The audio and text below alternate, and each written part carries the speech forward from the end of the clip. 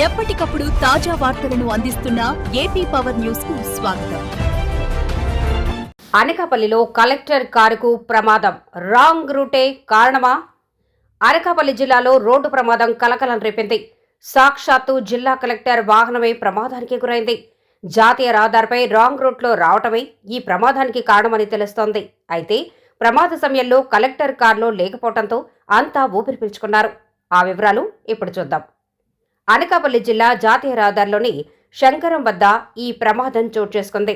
జిల్లా కలెక్టర్ వాహనం ఆయిల్ కోసం వెళ్లి తిరిగి వస్తుండగా రాంగ్ రూట్లో ప్రయాణించింది.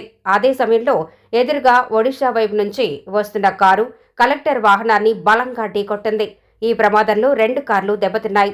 అయితే ప్రమాదం జరిగిన సమయంలో జిల్లా కలెక్టర్ ఆ వాహనంలో లేకపోవడంతో పెనుముప్పు తప్పింది.